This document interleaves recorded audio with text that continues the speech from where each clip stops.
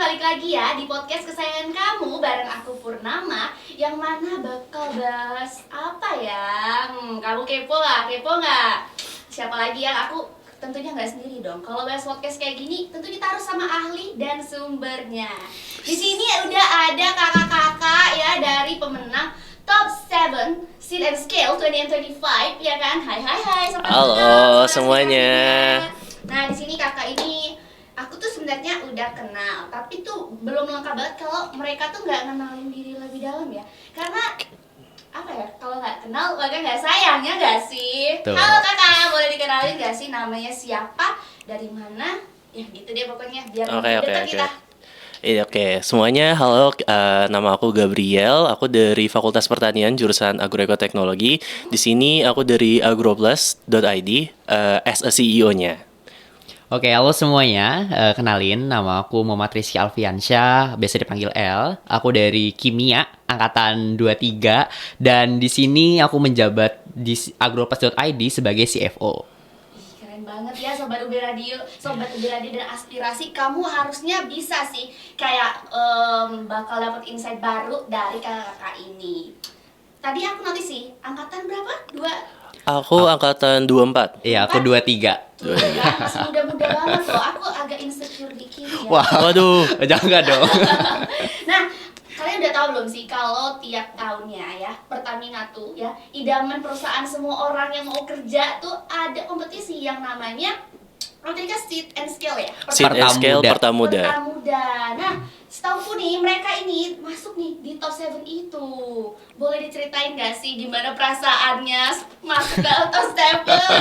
Dan Oke. banyak kan orang-orangnya nggak. Banyak banget, Itu dari, banyak banget. Lebih dari 3.000 ya? 3.905 Applicants-nya terus jadi cuman 40 doang. finalis. Nah, Finalis. itu makanya benar-benar orang dengan bisnis yang terpilih yang sekiranya bisa berdampak buat di masyarakat nantinya. Waduh, keren banget ya. Itu gimana sih kok kalian bisa gitu? Apa ada trik-trik tertentu gitu kan?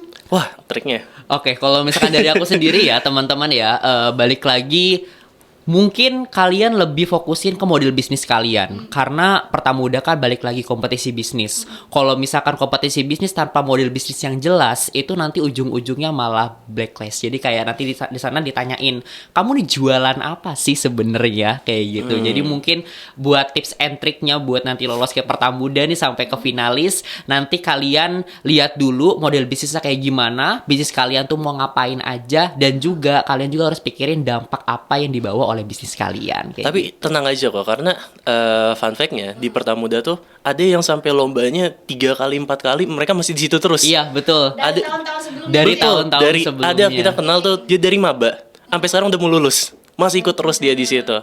Dan Tapi kalian juga sebenarnya tuh tahu event ini. Kapan sih kayak apa event itu apa sejak kapan gitu loh?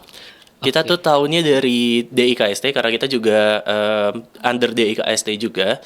Nah, pas itu ada penyuluhan dari Pertamuda datang terus karena ada acara ini ya Pertamina Goes to Campus juga.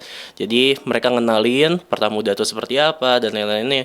Dan dari situ kita kayak oke, boleh nih we take a chance buat kita coba gitu. Iya. Dan juga mungkin sebelumnya itu kan dari agroplus.id sendiri waktu itu diundang oleh Instellar waktu itu dia tuh kerjasama sama ini kedutaan Inggris. Nah, itu program inkubasi bisnis juga dan agroplus juga berkesempatan untuk bisnis matchmaking di sana. Nah, di sana itu kita ketemu sama salah satu partner bisnis namanya itu Gepo Energy. Nah, itu foundernya itu kebetulan pemenang dari Pertamuda Ya, tahun lalu. betul. Nah, habis itu dari namanya Mas Olan tuh ngasih tahu ke saya kayak kalau misalkan kalian coba deh ikut Pertamuda. Nah, aku bingung Pertamuda tuh apa. Akhirnya dijelasin ini. Terus dapatnya apa? Oh, ternyata dapatnya nggak cuma uang doang. Nah, dari Agroplus sendiri itu sebenarnya nggak ngincer uang Kak sebenarnya. Karena uang itu bisa dicari di lain tempat. Tapi kesempatan untuk ketemu sama orang-orang hebat itu sih Kak yang emang Betul. dicari. Keren sih, keren. Aduh, kayaknya emang ya dari awal juga kalian tuh maba-maba yang nargetin kuliah ini aku harus mencapai sesuatu. Waduh, bisa dibilang gitu, bisa juga nggak terlalu Enggak begitu juga. teman-teman. Tapi misalnya sendiri kalau dari kalian tuh udah dari kapan sih? Kita tuh merintis sudah mulai dari Januari tahun ini, jadi bentar lagi Agropas masuk ke tahun keduanya. Happy birthday. Anniversary, Oh, hore. enggak sih anniversary. Oh, iya. Happy birthday ya. Ya, jelas. Nah itu Keren. Bentar Yang lagi. aku notice lagi sih, kenapa harus top 7? kenapa harus top 7? Ini nih top 7 tuh udah menurut kita skala yang pas gitu untuk kita di kondisi sekarang. Karena kalau misalnya kita langsung ngincer banget top 3, kita juga deg-degan karena ada audit dan lain-lainnya, skala hadiahnya juga besar banget, sehingga kita ngambil yang memang kita udah targetin di awal, ketemu orang-orang hebat itu sendiri dan nyari investor di sana. Iya. Jadi targetnya di situ aja. Nextnya kita ikut lagi di tahun depan, target kita beneran langsung di top 3-nya. Iya betul, karena balik lagi top 7 itu bagi kita ya, itu kita masih ngerasa bahwa sana kita belum cukup untuk kita ngambil capability sebagai top 3. Karena balik lagi top 3 itu buat apa bisa dibilang itu buat bisnis yang emang udah capable dalam bidang model bisnisnya. Terus yang kedua juga dalam bidang revenue-nya. Terus ya memang aspeknya tuh banyak yang nanti akan ditanya-tanyakan oleh dari pertamudanya sendiri kayak gitu. Jadi dalam Agropas sendiri kan balik lagi kita masih perusahaan rintisan yang masih awal walaupun kita udah jadi aplikasinya, tapi kita sendiri masih belum ada untuk revenue-nya. Jadi kita masih kayak nanti dulu deh, kita coba untuk tahun depan, yang penting kita tahu dulu nih nuansanya kayak gimana, terus juga nanti kita juga udah ketemu juga sama orang-orang yang bakal ngebantuin AgroPlus nih, kayak gitu. Jadi ya kita dapetin untuk revenue-nya tuh di tahun kedua ini, kayak gitu sih Kak. Oke. Nah, itu sendiri ya. Sebenarnya aku tuh sempat notice katanya ini tuh AI berbasis app gitu ya. Iya. Sebenarnya kenapa kalian milih AI gitu, atau gimana sih memangnya cara kerja dari app Oke. kalian ini? Oke, cara kerja simpelnya tuh kita benar-benar hanya dari HP aja, arahin si HP-nya ke daun, langsung kebaca si unsur haranya. Udah sesimpel itu aja. Nah, unsur haranya ini itu kita pakai AI dan machine learning-nya karena buat nyari keakurasian. Jadi awalnya ide Agropas ini untuk memperhemat si penggunaan pupuk, karena fun fact-nya teman-teman, hampir dari seluruh petani itu habis biayanya di pupuk, 50% tuh biayanya habis di pupuk. Nah, itu yang kita pengen nge-reduce. Tapi sekarang kita ngubah lagi gimana caranya, walaupun pupuknya dia penggunaannya tinggi dan bagus kualitasnya, tapi penghasilan dari si petaninya juga bagus dalam artian hasil taninya. Nah, cara kerjanya tadi kita tuh ngebaca dari daun itu kan ada pola-polanya, kalau misalnya agak sedikit warna kuning ataupun ada kalau misalnya penyakit tuh kayak karat daun dan lain-lain. Nah, itu kita udah nyari database-nya dulu. Kayak nanti ini kita tanggal 21 sampai 27 itu full 1 minggu kita ke Wonosalam untuk ngumpulin dataset, totalnya udah menyentuh di 1.200.000 foto nanti di sana. Nah, inilah yang jadi penguatnya ketika si machine learning-nya itu nanti ngebelajarin itu semua, dan ujungnya keakurasinya nanti makin bagus, sehingga petani itu nggak perlu susah-susah. Karena kalau untuk mengecek unsur hara petani itu kita harus lewat lab, misalnya kalau lab nunggu lagi berbulan-bulan, habis itu ntar udah keluar biaya. Nah, dengan Agroplus itu kayak 6 detik udah selesai. Dari ciri fisik gini ya, di Iya, kamerain. iya Iya, betul, betul. betul banget. Anyway, fun fact-nya aja sih sebenarnya tuh awal ide Agroplus ini dari kesulitan salah satu teman dari Gabriel sendiri.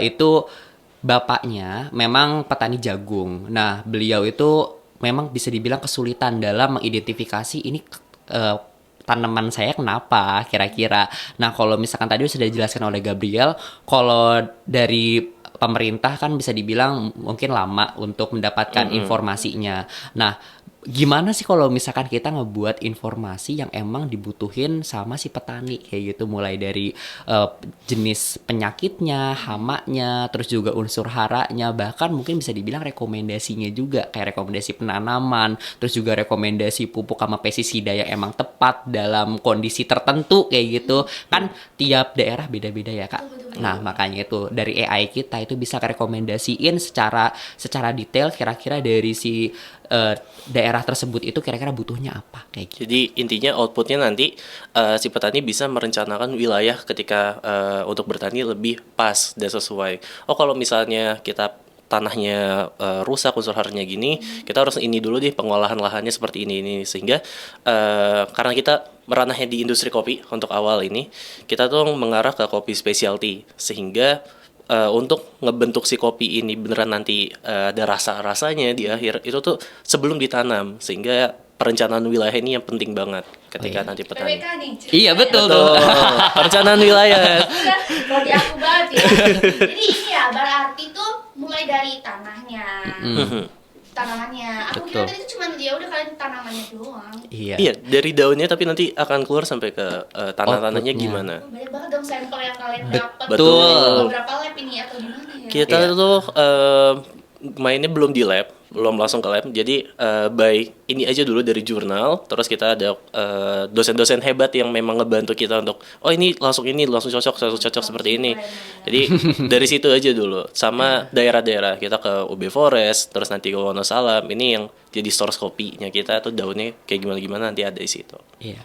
Nah, mungkin bisa bisa dijelasin juga kalau misalkan kenapa kita ngambilnya tuh kopi, karena balik lagi ya, karena kopi itu bisa dibilang lebih ideal untuk kita mulai di awal. Tapi ternyata waktu kita masuk, Ternyata. waduh, pusing Oh. juga. Betul. Soalnya kalau misalkan kopi itu mungkin kakak udah tahu belum kalau misalkan kopi itu ada rasa-rasanya. Jadi kayak kopi itu Betul. ada rasa berinya. Ada rasa berinya, lemonnya, itu bisa Sumpah? bisa Jadi dibelok-belokin. kakak kayak tuh gitu. kalau misalnya masih ngerasain kopi, oh yaudah kopi pahit.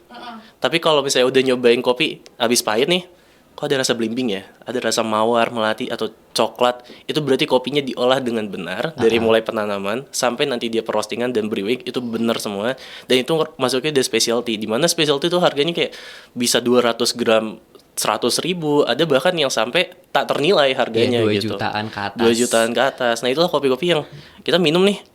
Ih, ada rasa ini melon dan kita malah bisa sampai ngebayangin warnanya. Jadi ada spektrum warna ketika diminum kopinya. Ya, nah itu kita pengen ngarahnya Agroplus tuh ke situ. Jadi nggak cuman manajemen lahan, terus juga kayak pupuk, tapi kita juga udah masuknya ke rekomendasi kira-kira pemrosesannya kayak gimana. Karena balik lagi tadi kan kopi kan bisa dibelok-belokin nih kayak kira-kira kopi itu ada rasanya ini, itu. Nah, itu kita pengennya si petani itu masalahnya itu ternyata itu bukan di pupuk, tapi ternyata di bagaimana mereka itu meningkatkan hasil si kopinya itu jadi specialty.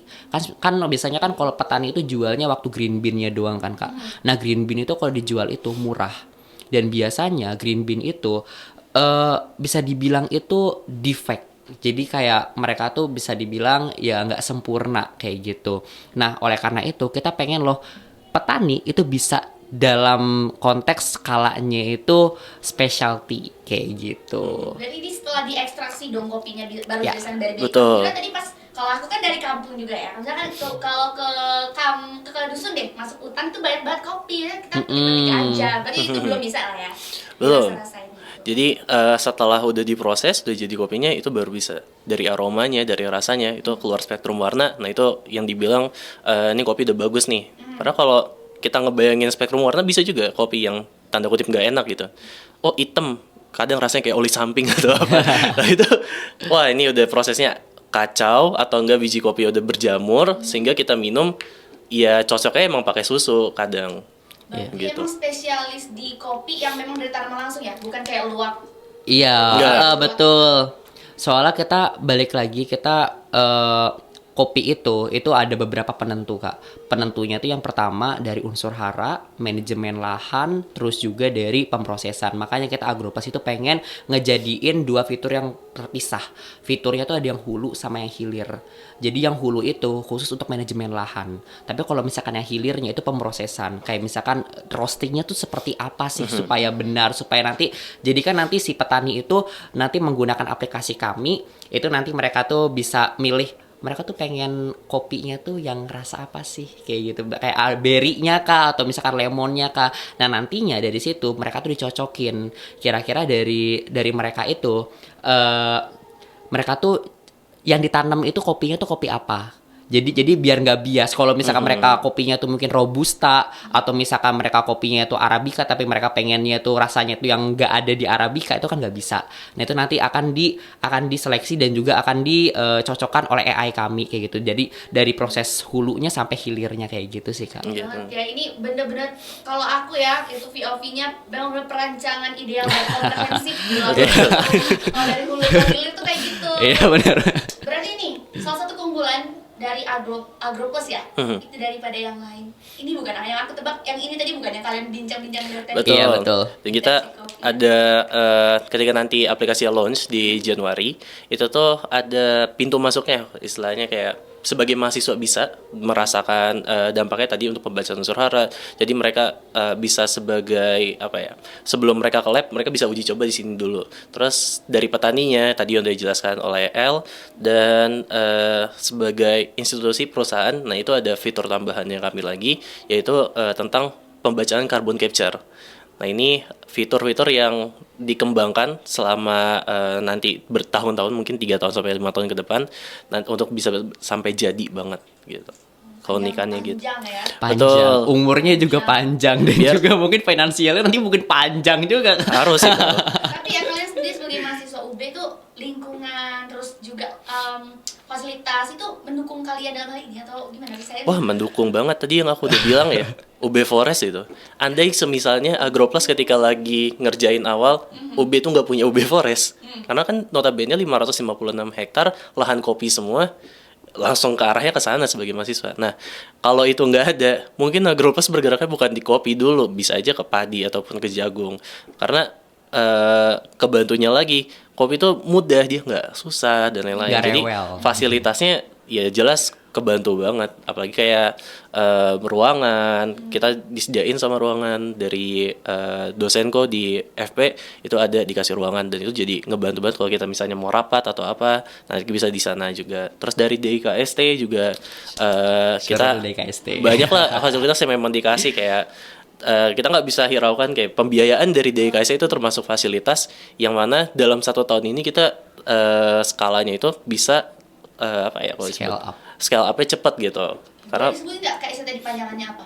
apanya? Apa kepanjangannya? DKST. DIKST UB. Direktorat Inovasi Kewirausahaan. Dan teknologi.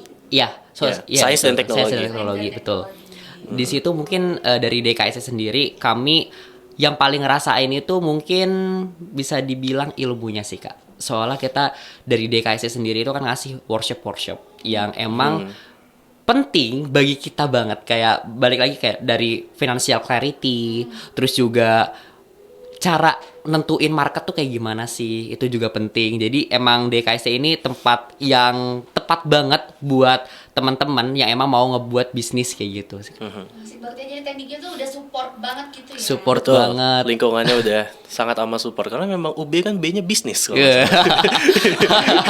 Ada deh. Pak, ini kayaknya dia mau lanjut pendanaan lagi. Speak Pak. Karena memang Tahu. banyak Yang banget lain. pengusaha-pengusaha dari UB kan. Kayak Chicken, wah itu kita kalau udah bicara Chicken, dia winner Pertamuda juga anyway. Berarti udah banyak ya lulusan Pertamuda juga ya sebelum. Betul. Benar, Ada benar, juga benar. kawan bantu namanya Kadean, itu juga dari UB juga. Memang UB B-nya bisnis. Tenang aja. Kalau dari pandangan kalian, kira-kira Agroplas itu bakal sejauh mana sih? Kan ini kan nasional tadi ya. Kan Iya. tiap seven dari kalian itu kan beda-beda tuh, udah dari daerah manapun. Nah, seberapa jauh kalian bisa lihat kalau itu bakal nyampe ke kementerian atau ya skala nasional tadi?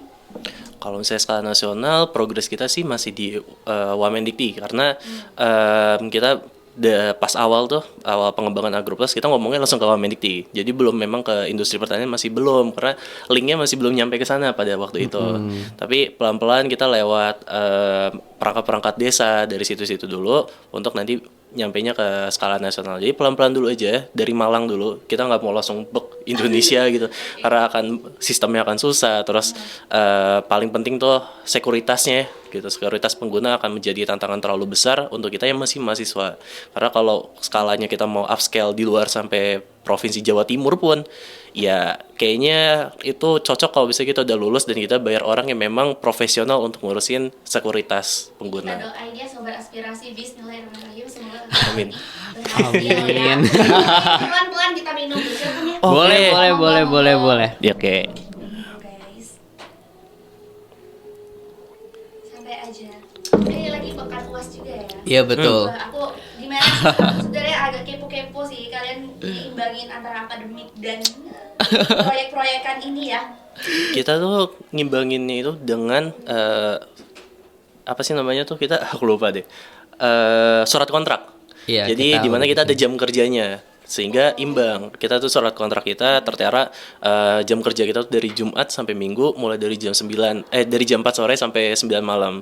Sehingga di luar daripada itu kita nggak ngurusin Operasional. Agroplus kecuali founders. Karena CEO, CFO atau COO dan CTO itu ya jam kerjanya 24 jam. Karena nggak bisa kita ngelepas dari Agroplus karena kuliah ini. Ada satu kalimat dari Pak Chandra dari DIKST. Kalau kalian jadi mahasiswa terus ngurus bisnis, terus kalian ngerasa capek karena kalian jadi mahasiswa juga, ya kalian jangan bikin bisnis. Oke, berarti fokus tuh penting banget ya. Betul. Iya, fokus tuh Apalagi penting orang banget. yang banyak mau seperti kita. Semuanya. Banyak nih. Biasanya. Kayak tadi yang aku mention itu bayar. Bener aku nih bukan mau masuk prodi ini. Bener banget. Betul kan. Second choice ketahuan. Second test. Tapi no problem sih. Justru yang kayak gini tuh ngebuat kita tuh mind blowing gitu loh, kayak ngebuka wawasan baru gitu. Kadang emang yang apa yang kita rencanain itu kadang nggak sesuai, dan dari sana itu kan juga lebih baik gitu. Betul banget.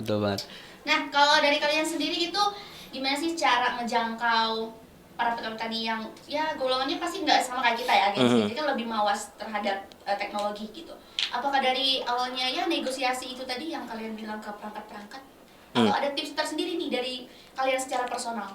Oke, jadi kita sendiri nanti bakal deketin salah satu petani dulu untuk jadiin media uji cobanya kita. Jadi nanti dalam bisa dibilang lahan mereka itu jadi lahan adopsi kita. Jadi nanti akan kita coba untuk adopsi teknologi kita secara gratis dengan petani tersebut. Nah, nantinya dari petani tersebut akan menjadi WOM, jadi word of mouth-nya kita. Jadi biasanya soal petani itu bisa dibilang mereka itu sama-sama kayak kita, Kak, kayak FOMO gitu. Jadi kalau misalkan ngelihat, wah, tetangga sebelah produktivitasnya lebih tinggi, Iya, betul. kayak gitu Itu kan. kita mengarah ikutan psikologi kayak gitu pokoknya. Kita pengennya sih arahnya ke sana, tapi kita juga nggak menutup kemungkinan kalau misalkan kita sendiri bakal ada organik dari marketingnya. Jadi nanti kita bakal sebarin juga dari postingan-postingan. Soalnya petani sekarang tuh udah mulai ngerambah ke TikTok, Kak. Jadi nanti ngerambah ke Sampai TikTok. live gitu kan, nyang, Betul. Jadi nanti di TikTok nanti kita ngasih edukasi juga, terus juga nanti kita bakal kolaborasi sama influencer pertanian dari TikTok atau bahkan YouTube juga. Jadi mereka para petani itu bisa lebih dekat dengan Agroplus kayak gitu sih, Kak, untuk bisa menjangkau ke salah satu bisa dibilang komponen dari market dari Agroplus kayak gitu, Kak. Jadi kita tuh ngembangin sebuah teknologi tapi bukan seperti pada umumnya untuk ke petani itu kayak semua cara kalian tuh salah kayak gitu. Enggak, kita yang benar-benar datang sebagai si sahabat sehari-harinya petani. Jadi memang ngebantu bukan ngegantiin segala macam yang udah ada di sana. Sehingga petani itu mau misalnya masih pakai pupuk ini ya nggak masalah. Nggak ada masalah dengan pakai pupuk kimia. Asal ya kalau misalnya kalian mau nilai jualnya tinggi, kalian bisa pakai ini, dicoba aja dulu. Jadi teknologi kita itu lebih bersahabat untuk si petaninya, sehingga nggak ada judgement terhadap si petaninya kayak, oh ini salah dan lain-lain kayak gitu. Ya, istilahnya kita tuh bukan jadi obat, tapi kita tuh jadi vitaminnya para petani. Betul. Kayak Painkillernya aja. Sangat filosofis ya. Banget ini. Berarti nih aku satu lagi sih, big secret aja. Kalian sih, lebih ke kalian secara personal. Gimana kalian survive di bidang ini sejauh ini dan ke depannya? Survive di bidang ini. Kita nggak tahu ya kita bakal survive seperti apa. Kita cuma bisa ngeusahain karena balik lagi karena bilangnya startup. Banyak banget startup apalagi dari Pertamuda gitu. Udah dikasih pendanaan bagus flop tiba-tiba. Itu sering terjadi di lingkupnya startup. Sehingga yang kita memang perluin suatu improvement yang terus-terusan karena improvement dalam bisnis itu penting banget apalagi di startup tadi ya. Karena kalau kita nggak bisa keep adjust dengan pergerakan improvement yang ada sekarang, ya kita flop gitu. Udah tewas. Tapi kalau secara personal, gimana aku bakalan terus ada di Agroplus dan ngebantu si Agroplus ini terus dengan balik lagi terus-terusan ngeliat bahwa apa sih yang bikin aku mulai dari awal di Agroplus nih. yang tadi aku bilang gitu, temanku si Sahul dan gimana keluarganya, gimana si petani. Bahkan kalau tarik mundur lagi, apa yang menjadi alasan aku untuk kuliah, masuk di pertanian, terus akhirnya ya bikin Agroplus ini. Kayak Yang gitu. merahnya panjang ya. Betul. Panjang Jadi banget. aku flashback aja terus untuk bisa ngeyakinin untuk survive ke depannya. Ya mungkin itu kalau bisa dibilang alasan ya Kak. Tapi kalau misalkan diriku kan mungkin base-nya di bidang finance dan diriku tuh mikir bahwasannya kerja atau startup di dalam bidang agritech itu sebenarnya itu besar. Prospeknya tuh besar, tapi orang-orang itu nggak bisa ngelihat kayak prospeknya itu, soalnya masih abu-abu gitu kan. Soalnya mereka mainnya itu sama petani-petani kayak gitu. Jadi kan kalau bisa dibilang sarap-sarap sekarang tuh pengennya tuh yang ya udah bisnis digital atau misalnya ya instan kayak gitu ya kayak. Nah tapi kalau kita kan base-nya mainnya sama petani, kita harus sakit-sakitan dulu nih sama petaninya kayak gitu. Nah makanya itu kalau misalkan emang kita bisa nguasain satu daerah, maksudnya itu kita ngebantu satu daerah, itu udah jadi big change-nya Agroplus banget untuk scale up. Dan bahkan kalau misalkan kita lihat startup pertanian di luar negeri, itu dapat omsetnya ya gede banget kan Kak. Nah makanya itu aku bisa bilang bahwasannya prospek dalam bidang pertanian itu besar banget, tapi orang-orang itu ngelihatnya tuh masih abu-abu kayak gitu. Bener, lagi yang Gen Z yang kayak aduh males gitu. Iya benar. Tadi itu loh cuannya banyak loh. Guys. Cuannya banyak. Juragan-juragan kampung. Betul. Apalagi kalau misalnya kalian punya lahan, misalnya ayah kalian petani gitu, terus kalian ya konteksnya golongan anak petani, jangan malu ataupun bahkan ngejual lahannya, itu diolah aja. Kalian tuh harus bisa jadi entrepreneurnya langsung. Karena kalau misalnya kalian keburu jual, let's say lah, itu tanah sebenarnya masih bagus untuk kalian experience ataupun olah gitu untuk bikin lahan.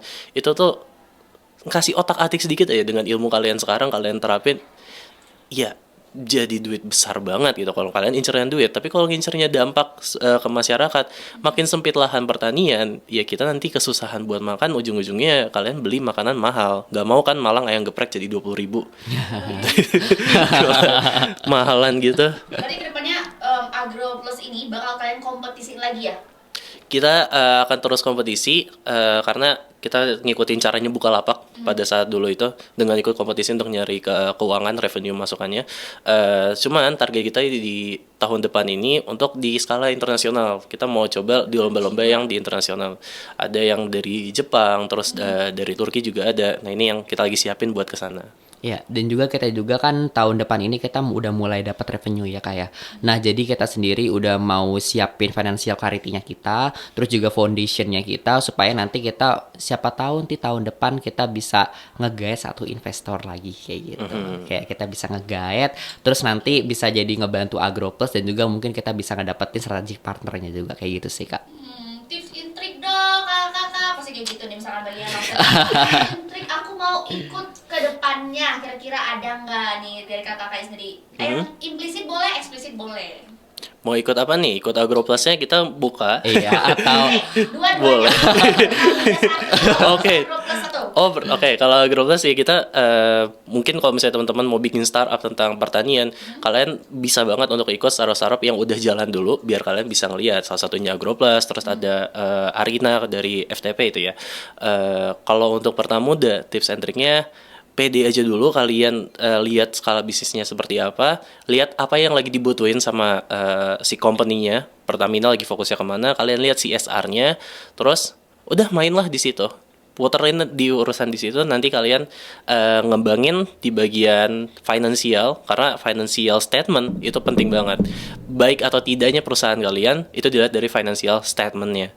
Lalu fundamental ketika kalian sebagai founders untuk nanti pitching itu juga harus dilihat, karena gak mungkin ketika founders ditanya kamu ngomongin tentang AI, kamu ngomongin tentang sustainability, apa sih sustainability itu, atau AI kamu bergeraknya di bidang apa, AI kamu apa, kalian gak bisa jawab, ya wassalamualaikum gitu. betul. Dan mungkin bisa aku mau nambahin ya kayak jadi tips and trick lolos ke Pertamuda nih ya Kak. Jadi kalian emang tadi udah bener dijelasin oleh Gabriel, kalian harus belajar fundamentalnya. Nah, gimana sih caraku untuk belajar fundamental dalam bisnis itu? Yang pertama, itu aku ikut lomba Kak, ikut lomba namanya BMC. Jadi kalau misal tahapan-tahapannya itu, kalau aku bisa bilang ya Kak, dari termudah itu bisnis model canvas dulu, terus yang kedua tuh bisnis plan, bisnis case, barusan pertamuda. Kayak gitu. Jadi ada tahapan-tahapannya. Jadi kalian kalau emang mau mulai dalam bisnis kayak lomba-lomba bisnis gitu, mulai dari terkecil dulu bisnis model canvas. Nah, kalau kalian udah jago nih bisnis model canvas, nah langsung ke bisnis plan. Nah, dalam bisnis plan itu kalian belajar fundamentalnya. Kira-kira bisnis itu harus kayak gimana, bahkan exitnya sendiri, kalian itu strateginya tuh kayak gimana sih untuk dapetin si marketnya, customernya, atau bahkan kalau kalian pilot sendiri itu exitnya kayak gimana. Nah, langsung ke bisnis case. Nah, bisnis case itu nanti kalian belajar kira-kira perusahaan kalian itu sedang di kondisi apa sih? Kalian tuh kayak gimana strateginya dan gimana kalian untuk cara keluarnya. Nah, kalau kalian udah nguasain itu semua, lanjut ke Pertamuda. Nah, karena di Pertamuda ini nantinya semua skill itu terpakai. Kayak gitu sih Kak kalau dari aku Betul. ya Kak ya. Karena perlu diingat teman-teman, Pertamuda itu bukan lomba 1 hari, 1 minggu. Iya. Kita tuh bangun jam 5 pagi, langsung bootcamp, itu sampai 11 malam. Bahkan bisa ketemu jam 1 pagi lagi pas mentoring itu ya. Jadi kita di mentoring, dicek, oke mana pitch decknya, set dilihat, oke coba pitching. Oh kalian emang begini, ditanyain terus gitu. Sehingga fisik ketika 1 minggu itu terkuras banget. Kita bahkan ngelihat, ya kita Pertamuda selalu mengambil hotel yang terbaik. Kita selalu bilang seperti itu. Cuman kalau kalian niatnya oke ada makanan enak, itu jadi nggak enak semua.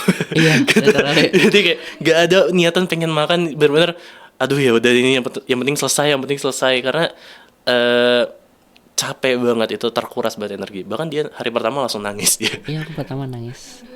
Tapi tipes kah? Tipes aku pernah.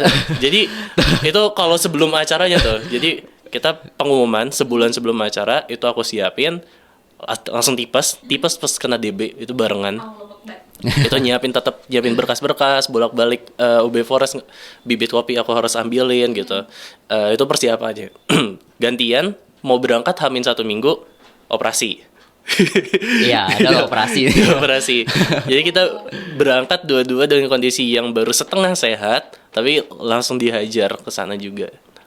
Dan di sana aku mau ngasih wejangan aja sih Kak buat kalian temen-temen nih, kalau ada yang mau ikut ya namanya Pertamuda, itu kalau kalian misalkan kalian submit dan mungkin ide kalian itu belum bagus dan memang belum kesempatan untuk lolos, itu jangan berkecil hati karena diriku aja untuk bisa jadi top 7 Pertamuda itu aku harus yang namanya tuh nggak lolos sekitar 30 kompetisi bisnis sebelumnya. Jadi yang emang HP sini itu uangku udah habis buat sebelum-sebelumnya. Jadi emang harus ada dikorbanin dulu untuk sebelumnya untuk sampai yang sekarang. Terus nanti waktu di Pertamuda siapin mental kalian jangan sampai kayak saya. Nah, saya itu waktu di sana itu nangis karena belum siap. Soalnya di sana itu aku balik lagi aku sebutin waktu itu di sana itu kita bakal nemuin orang-orang ya udah aku pengen menang, aku udah nggak mau urusin tentang kamu mau kayak gimana pun itu aku nggak mau urusin, yang penting aku menang. Tapi Jadi itu bener. itu Jiwa- kompetisinya tuh sekencang itu, jadi aku kayak ngerasa aku nggak bisa nyesuaiin dan akhirnya ya udah aku nangis dan aku ngerasa bahwasannya hari pertama itu aku gagal.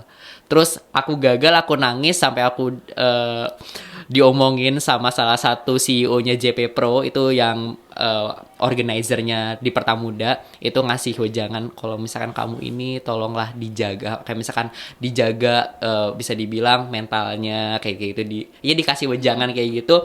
Dan akhirnya di hari kedua itu aku coba untuk balas dendam soalnya aku ngerasa down banget untuk yang pertama. Hari pertama kita tuh ngerasa underperform. Kita tuh sekamar udah ngobrol, kita ngerasa underperform gak sih hari ini? Itu jujur sedih banget. Terus kita langsung kayak ngecekin apa yang kurang.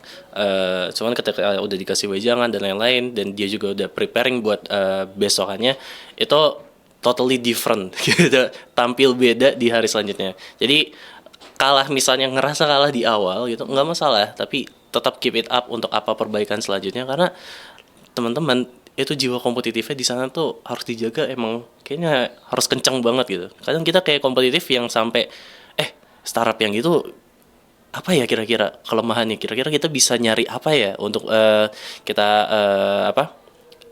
kita gali terus nih si startupnya, atau kita bahkan untuk berkenalan aja sebenarnya have fun gitu, tapi ada rasa yang tadi karena kompetitifnya itu jadi aduh, kita approach startup sebelah nggak ya, kita ngobrol nggak ya sama Kayak ini, kita nggak maksimal, betul. gitu ya. Iya benar. Jadi benar-benar wah seru sih. Cuman memang kita sampai ada ambulan juga malah di depan. Rasa kalau bagiku ya Kak, di Pertamuda itu paling gede tuh kalau dari aku rasa insekuritas aku. Jadi karena balik lagi teman-teman itu ada yang udah semester 7, ada yang udah semester atas kayak gitu, mereka kan pasti udah lebih tinggi, ya profesional atau tinggi dalam ilmu.